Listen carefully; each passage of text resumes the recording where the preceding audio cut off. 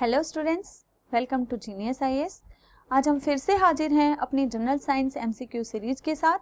Last हमने topic किया था मोशन अंडर ग्रेविटी। सो क्या है मोशन अंडर ग्रेविटी? यानी जब भी हम किसी ऑब्जेक्ट को ऊपर की तरफ फेंकते हैं या फिर किन्हीं भी दो ऑब्जेक्ट के बीच में क्या होता है, फोर्स ऑफ ग्रेविटेशन काम करता है। तो ऊपर की तरफ जब फेंकेंगे तो अर्थ की ग्रेविटी उसे वापस अपनी तरफ अट्रैक्ट कर लेती है। ठीक है, सो जो वेट है वो क्या है, वो ग्रेविटी पे डिपेंड करता है, बट जो मास है वो एक इंडिपेंडेंट यूनिट है, वो ग्रेविटी पे डिपेंड नहीं करती। ठीक है, सो वेट जो है आपका हाइट के हिसाब से या डिस्टेंस के हिसाब से वेरी करता रहता है। सो हमने पढ़ा था कि जो वेट है वो कहाँ होगा, maximum at poles and minimum at equator. तो इसी टॉपिक को हम कंटिन्यू करते हैं कुछ और एमसीक्यूज के साथ। तो चलिए बढ़ते हैं आगे। फर्स्ट क्या कहता है, if gravitational force of earth suddenly disappear. हमने क्या कहा कि जी की वैल्यू को हमने क्या कर दिया, जीरो कर दिया। ठीक है, which are of the following will be correct consequence. तो इनमें से कौन सा इफेक्ट होगा, कॉन्सिक्वेंस मीन्स इफेक्ट, जो सही है। So weight of an object will become zero but the mass will remain the same. So बिल्कुल सही है। वेट क्या होता है, वेट होता है आपका mg। तो अगर g की वैल्यू जीरो है तो वेट भी क्या हो गया, जीरो। ठीक है, बट मास क्या है, एक इंडिपेंडेंट यूनिट है या फंडामेंटल यूनिट है जो ग्रेविटी पे डिपेंड नहीं करती। ठीक है, या आप कह सकते हो ग्रेविटी जो है मास पे डिपेंड नहीं करती। इसलिए आपका जो आंसर होगा वो क्या होगा, wait of an object will become zero but mass will remain the same. Next question क्या है, An artificial satellite orbiting around the earth does not fall down। क्या है, एक आर्टिफिशियल सैटेलाइट है जो अर्थ के ऑर्बिट, जो अर्थ का ऑर्बिट है। ऑर्बिट क्या होता है, यानी जो अर्थ है वो सन के अराउंड रिवॉल्व करती है। ठीक है, तो वो क्या है, उसका ऑर्बिट। तो उस ऑर्बिट में ही कोई सैटेलाइट हमने भेज दिया। वो क्या कर रहे हैं, वो गिरता नहीं है, वो वहीं पे रिवॉल्व करता रहता है। ऐसा क्यों? This is so because the attraction of earth.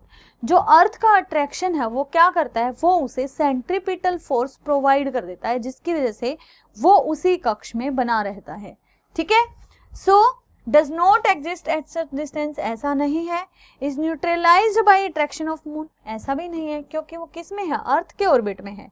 So provides the necessary speed for its steady motion, no. It provides the necessary acceleration for its motion, क्योंकि क्या है, फोर्स क्या होता है, मास इनटू एक्सेलरेशन। ठीक है, तो यानी जो अर्थ का फोर्स ऑफ अट्रैक्शन है वो उसे क्या करता है, एक एक्सेलरेशन प्रोवाइड कर देता है, जिसकी वजह से कहाँ रहता है, वो सैटेलाइट अर्थ के अराउंड रिवॉल्व करता रहता है। क्लियर? नेक्स्ट है, geosynchronous satellite continuously active in its orbit due to centrifugal force which is obtained by। पहली बात, जियोसिंक्रोनस सैटेलाइट कौन से होते हैं, देखो जैसे अर्थ का रोटेशन पीरियड है तो वो सैटेलाइट जिनका रोटेशन पीरियड, कौन से पीरियड की बात कर रहे हैं, एक होता है रिवोल्यूशन पीरियड अर्थ का और एक होता है रोटेशन। तो रिवोल्यूशन पीरियड वो है जब अर्थ सन के अराउंड रिवॉल्व करती है, रोटेशन पीरियड वो है जब अर्थ अपनी एक्सिस पे ही एक जो साइकिल है वो कंप्लीट कर लेती है। ठीक है, तो अर्थ का जो रोटेशन पीरियड है वो कितना है, 23 आवर्स 56 मिनट 4.03 सेकेंड, ऐसा कुछ है। ठीक है, तो जिस सैटेलाइट का रोटेशन पीरियड अर्थ के रोटेशन पीरियड के साथ मैच कर जाता है उसे हम क्या बोलते हैं, जियोसिंक्रोनस ऑर्बिट। यानी दोनों जियो के साथ, अर्थ के साथ सिंक्रोनाइज कर गया, तो उस सैटेलाइट को हम क्या बोलेंगे, जियोसिंक्रोनस सैटेलाइट। ठीक है, वो क्या करता है, एक्टिव रहता है अपने ऑर्बिट में, किसकी वजह से, सेंट्रीफ्यूगल फोर्स की वजह से। और वो सेंट्रीफ्यूगल फोर्स कौन प्रोवाइड कर रहा है उसे, earth. So rocket engine no. So gravitational force on satellite by earth. Earth का जो ग्रेविटेशनल फोर्स है वो उसे सेंट्रीफ्यूगल फोर्स प्रोवाइड कर देता है, सेंट्रीपिटल एक्सेलरेशन प्रोवाइड कर देता है, जिसकी वजह से वो अपने ऑर्बिट में बना रहता है। क्लियर है? चलिए, satellite is kept moving in its orbit around the earth, it is due to, जो सैटेलाइट है वो अपने ऑर्बिट में बने रहते हैं, अभी हमने किया था किसकी वजह से, क्योंकि अर्थ उन्हें सेंट्रीपिटल फोर्स प्रोवाइड कर देती है, और इसी को मेंटेन रखने के लिए क्या होता है, एक अपोजिंग फोर्स लगता है जिसे हम बोलते हैं सेंट्रीफ्यूगल फोर्स, ताकि वो कोई भी जो ऑब्जेक्ट है वो सर्कुलर मोशन में रहे। Then known forces of nature, known forces of nature कौन कौन से हैं, can be divided into 4 classes, कितनी क्लासेज है उनकी, 4, gravity, electromagnetism, weak nuclear forces और स्ट्रॉन्ग न्यूक्लियर फोर्सेज। इन चारों में से क्या बताना है आपको, with reference to them which of the following statement is not correct, तो इनमें से कौन सी स्टेटमेंट सही नहीं है। तो पहली बात, इन चारों में से क्या है, अगर हम इनका ऑर्डर देखें तो जो सबसे स्ट्रॉन्ग है वो क्या है आपका, strong nuclear force, strong nuclear force, उसके बाद आता है आपका इलेक्ट्रोमैग्नेटिज्म, उसके बाद आता है आपका वीक न्यूक्लियर फोर्स, ठीक है, और उसके बाद आता है आपका ग्रेविटी, ठीक है। और ग्रेविटी का हमें पता है चीजों, अर्थ जो है चीजों को अपनी तरफ अट्रैक्ट करती है, थिंग्स को। दूसरा, इलेक्ट्रोमैग्नेटिज्म सिर्फ वही काम करता है जहां पे चार्ज पार्टिकल होते हैं। देन अगर हम थर्ड की वीक न्यूक्लियर फोर्सेस की बात करें तो जो रेडियो एक्टिविटी होती है, जैसे अल्फा बीटा गामा रेज जो निकलते हैं वो किसकी वजह से होती हैं, वो वीक न्यूक्लियर फोर्सेज की वजह से होती हैं।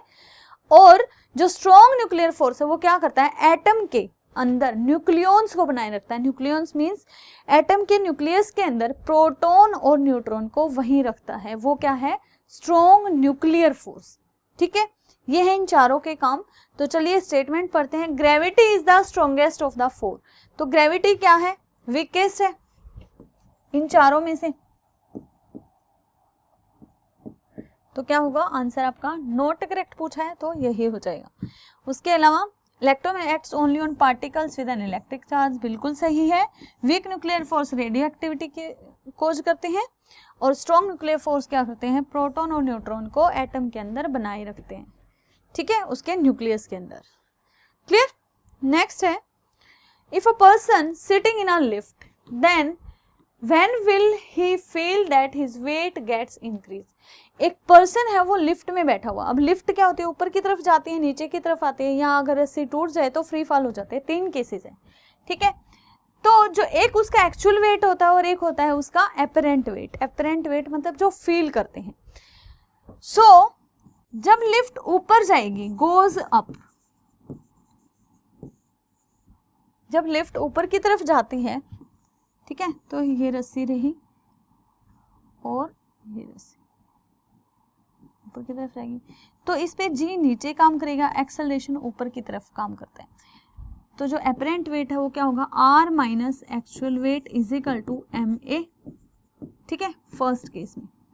तो आर क्या हो जाएगा, एम जी प्लस एम ए।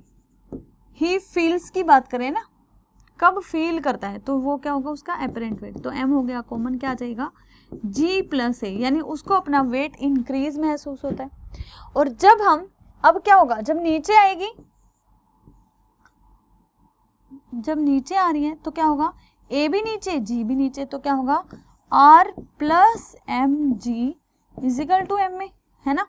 तो आर क्या हो जाएगा, M A minus M G, क्या हो गया एम कॉमन, यानी ए माइनस जी, तो यानी उसको अपना वेट डिक्रीज महसूस होगा। और जब क्या होगा, लिफ्ट गिर जाएगी, मतलब फ्री फॉल हो जाएगी, तो ए किसके इक्वल हो जाएगा, जी के, ए किसके इक्वल हो जाएगा, जी के, और नीचे ही आ रही है ना, तो इसमें हम वैल्यू पुट करेंगे तो आर क्या हो जाएगा, एम इंटू जी माइनस जी, क्या होगा एम इंटू 0, यानी वेट क्या हो जाएगा 0। जैसा हमने अभी किया था कि अगर ग्रेविटी डिसअपियर हो जाए तो क्या होगा, वेट जो है 0 हो जाएगा, ठीक है। तो ये होता है फ्री फॉल के केस में, और ये होगा जब गोज डाउन। क्लियर है, सेकंड केस और थर्ड केस, तो तीनों आपको पता होने चाहिए। जब लिफ्ट ऊपर जाएगी तो वेट क्या हुआ, इंक्रीज, नीचे आ रही है तो डिक्रीज, और जो वेट फील होता है, ठीक है, और फ्री फॉल के केस में 0। सो आंसर क्या होगा? When the elevator going upward expeditiously. ठीक है, चलिए नेक्स्ट क्वेश्चन क्या है? A batsman hits a cricket ball which then rolls on a level ground. क्या होता है? जब क्रिकेटर क्या करता है, बैट्समैन जो है उसको हिट करेगा बॉल को तो जाएगी, अब कुछ दूरी पे चल के वो रुक जाती है ना। After covering a short distance the ball comes to rest. तो ऐसा क्यों होता है? क्योंकि हमेशा मोशन का अपोज करने के लिए एक फोर्स हमेशा तैयार रहता है जिसे हम बोलते हैं फोर्स ऑफ फ्रिक्शन। ठीक है, so the ball slows to a stop because there is a batsman did not hit the ball. उसने क्या किया था? हार्ड एनफ, मतलब उसने इतना तेज नहीं मारा कि बॉल चली जाए, बट ऐसा कुछ भी नहीं है, चाहे वो छक्का ही क्यों ना मारे उसके बाद भी कुछ सेकंड बाद बॉल रुक जाती है ना। So velocity is proportional to the force exerted on the ball. ऐसा भी नहीं है, there is a force on the ball opposing the motion. वो इसीलिए रुक जाती है क्योंकि उसके मोशन का अपोज करने के लिए एक फोर्स होता है जिसे हम बोलते हैं force of friction. Clear? Next है टाइम पीरियड ऑफ पेंडुलम। जो पेंडुलम का टाइम पीरियड होता है वो किस पे डिपेंड करता है? वो होता है t is equal to 2 pi l by g का रूट। क्या है ये? t is equal to 2 pi l by g का रूट, मतलब लेंथ और ग्रेविटी पे डिपेंड करेगा। सो क्या है? Depends on mass, no on length. Answer क्या होगा? Depends on its length. Clear? Next है why do pendulum clocks usually lose its time in summer. Summer में जो है उसका टाइम जो है कम हो जाता है, ऐसा क्यों? क्योंकि समर में क्या होता है, जो स्ट्रिंग होती है ना वो लूज हो जाती है। लूज होने की वजह से जो हल्की सी उसकी लेंथ में क्या होता है, इंक्रीज हो जाती है, और जब लेंथ थोड़ी सी इंक्रीज होगी तो नंबर ऑफ ऑसिलेशन क्या हो जाएंगी? डिक्रीज हो जाएंगी। मतलब उनको नंबर ऑफ ऑसिलेशन जो है डिक्रीज होंगी तो टाइम पीरियड उन्हें ज्यादा लगेगा। So the length of pendulum increases increasing the time period of unit oscillation. क्योंकि टाइम तो हमने क्या पढ़ा था? 2 पाई कांस्टेंट है, l बाई जी का रूट। अगर ये इंक्रीज होगी तो ये भी इंक्रीज होगा।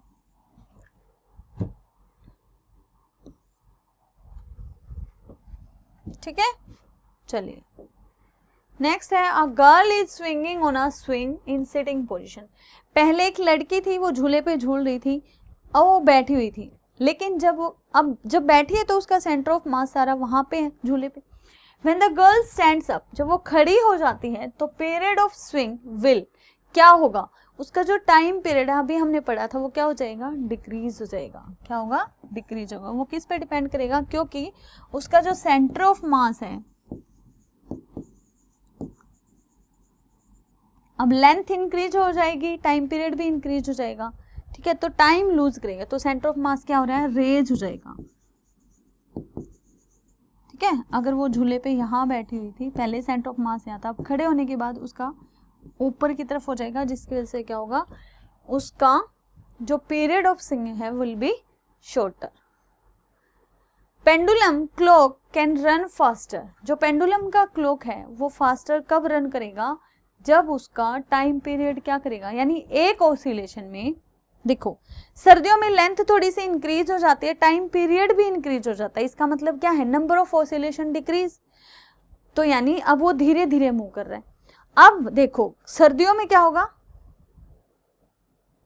सर्दियों में क्या होगा? यानी जो नंबर ऑफ ऑसिलेशन है वो इंक्रीज हो जाएंगी। क्यों? क्योंकि उसका जो टाइम पीरियड है वो डिक्रीज होगा, क्योंकि स्ट्रिंग कैसी हो जाएगी? हार्ड हो जाएगी, थोड़ी सी खिंचाव आ जाएगा, मतलब छोटी हो गई। अगर लेंथ छोटी होगी तो टाइम पीरियड भी क्या हो गया? कम। तो उतने ही टाइम में नंबर ऑफ ऑसिलेशन इंक्रीज, इसलिए वो क्या होता है? इसलिए वो जल्दी जल्दी मूव करता है। So pendulum clock can run faster in winter.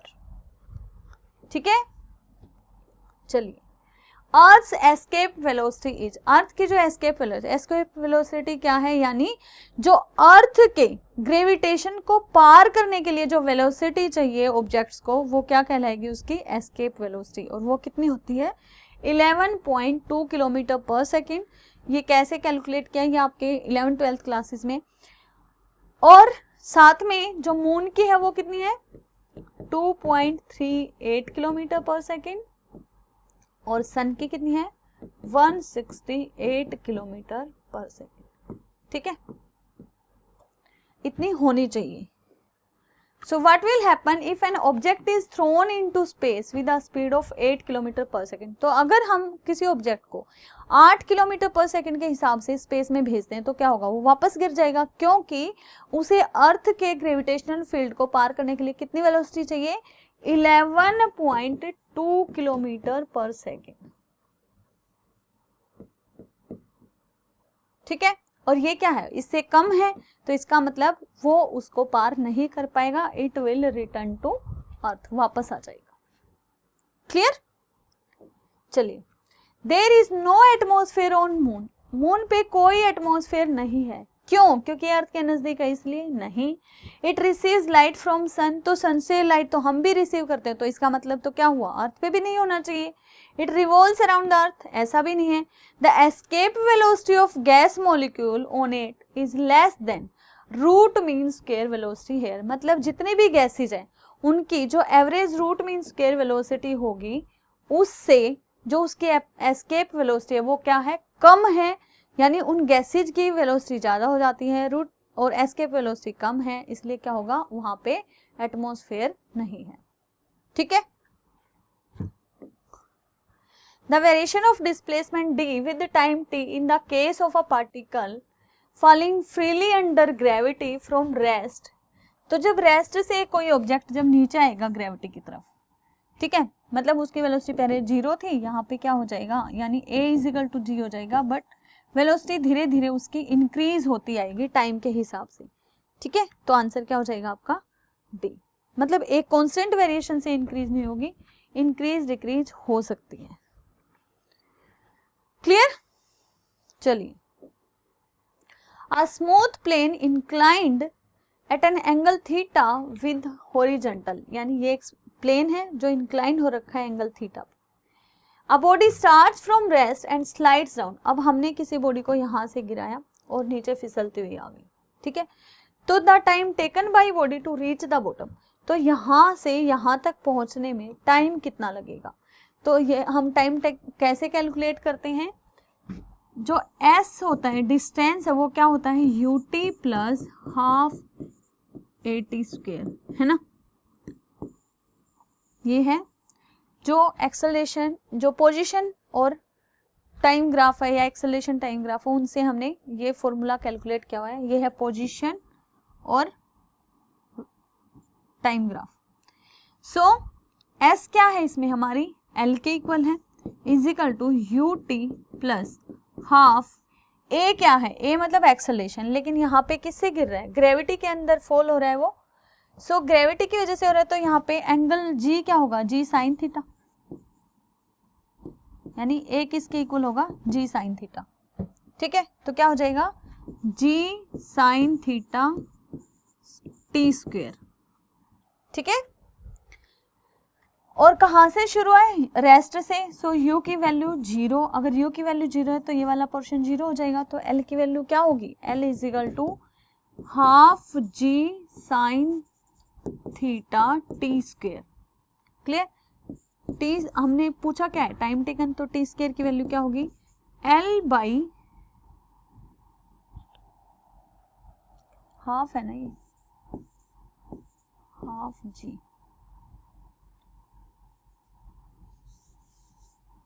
Equal to half G sine theta T square, so T square की वैल्यू होगी 2l by G sine theta. Clear? So sine theta क्या होता है, h by L, sine theta क्या होता है, ये होता है height upon perpendicular, sorry hypotenuse, perpendicular upon hypotenuse, तो h by L, so l की वैल्यू क्या होगी, h by sine theta. Clear? तो यहाँ पे हम वैल्यू पुट करेंगे, सो t क्या होगा 2h by G sine theta into h by sine theta, इसका रूट, तो t क्या हो जाएगा, t की वैल्यू होगी 2h बाई, दोनों साइन थीटा में से एक बाहर चला जाएगा, रूट h डॉट क्या होगा 1 बाई साइन थीटा, यानी इसके ऊपर कोई रूट नहीं है। तो क्या है, ऐसा किसी केस में है, ये रहा हमारा answer 1 by sine theta upon 2h by g का रूट। क्लियर?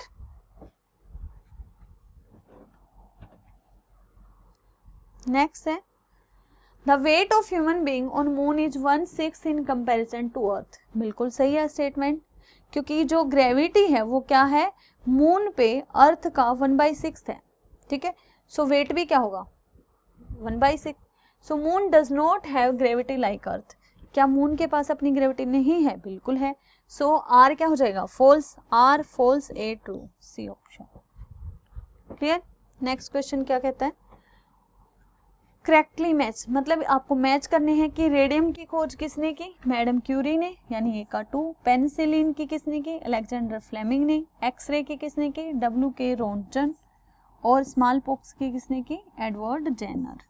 2, 1, 4, 3 ऑप्शन। क्लियर?